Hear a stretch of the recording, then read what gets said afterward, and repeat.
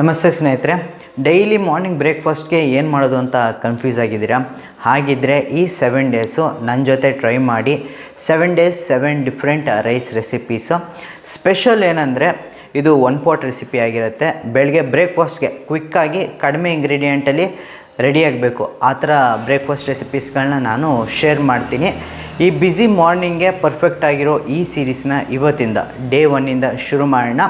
ಇವತ್ತು ಸ್ಪೆಷಲಾಗಿ ಏನು ಮಾಡ್ತಾಯಿದ್ದೀನಿ ಅಂದರೆ ಜಿಂಜರ್ ಗಾರ್ಲಿಕ್ ಪೆಪ್ಪರ್ ರೈಸು. ಇವಾಗಿರೋ ವೆದರ್ಗೆ ಈ ಒಂದು ಫುಡ್ಡು ತುಂಬ ಕಂಫರ್ಟ್ ಆಗಿರುತ್ತೆ ಮತ್ತು ಕ್ವಿಕ್ಕಾಗಿ ಕೂಡ ಮಾಡ್ಬೋದು. ಬನ್ನಿ ಇವಾಗ ಶುರು ಮಾಡೋಣ. ಮೊದಲಿಗೆ ಸ್ಟವ್ ಆನ್ ಮಾಡಿ ಕುಕ್ಕರ್ನ ಇಟ್ಕೊಂಡಿದ್ದೀನಿ. 1 ಸ್ಪೂನ್ ತುಪ್ಪ ಹಾಕಿ, ತುಪ್ಪ ಕಾದ್ಮೇಲಿಂದ 1 ಚಮಚ ಶುಂಠಿ ಬೆಳ್ಳುಳ್ಳಿ ಪೇಸ್ಟ್ ಹಾಕಿ ಫ್ರೈ ಮಾಡ್ಕೊಳ್ಳಿ. ಶುಂಠಿ ಬೆಳ್ಳುಳ್ಳಿದು ಒಂದು ಪರಿಮಳ ಬರಬೇಕು. ಮತ್ತು ಇನ್ನೊಂದು, ಶುಂಠಿ ಬೆಳ್ಳುಳ್ಳಿ ಪೇಸ್ಟ್ನ ನೀವು ಮನೇಲೆ ಫ್ರೆಶ್ಶಾಗಿ ಮಾಡ್ಬಿಟ್ಟು ಹಾಕಿ, ರೆಡಿಮೇಡ್ ಹಾಕೋಕ್ಕೆ ಹೋಗ್ಬೇಡಿ, ಟೇಸ್ಟ್ ಬರಲ್ಲ. ನಂತರದಲ್ಲಿ 1 ಚಮಚ ಜೀರಿಗೆ ಹಾಕಿ ಇದನ್ನು ಕೂಡ ಫ್ರೈ ಮಾಡಿಕೊಂಡು, 2 ಕಡ್ಡಿ ಕರಿಬೇವು ಹಾಕಿ ಇದನ್ನು ಕೂಡ ಸ್ವಲ್ಪ ಫ್ರೈ ಮಾಡಿಕೊಂಡು, 1 ಚಮಚ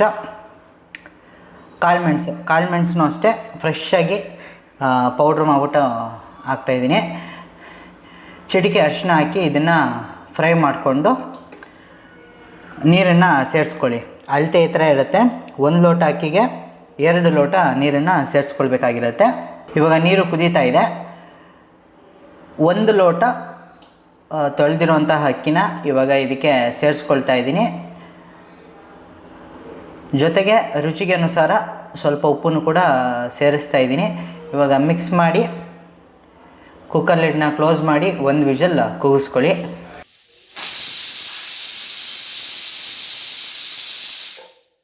ಇವಾಗ ಪ್ರೆಷರು ಕೂಡ ಕಡಿಮೆ ಆಗಿದೆ, ರೈಸ್ ರೆಡಿಯಾಗಿದೆ. ಜಸ್ಟ್ 15 ನಿಮಿಷ, ಜಾಸ್ತಿ ಟೈಮ್ ತಗೊಳ್ಳಲ್ಲ. ಕ್ವಿಕ್ಕಾಗಿ ಈ ಒಂದು ರೈಸ್ ರೆಸಿಪಿನ ಮಾಡ್ಬೋದು. ನೀವು ಒಂದ್ಸಲ ಮನೇಲಿ ಟ್ರೈ ಮಾಡಿ, ನಿಮಗೂ ಕೂಡ ಇಷ್ಟ ಆಗುತ್ತೆ.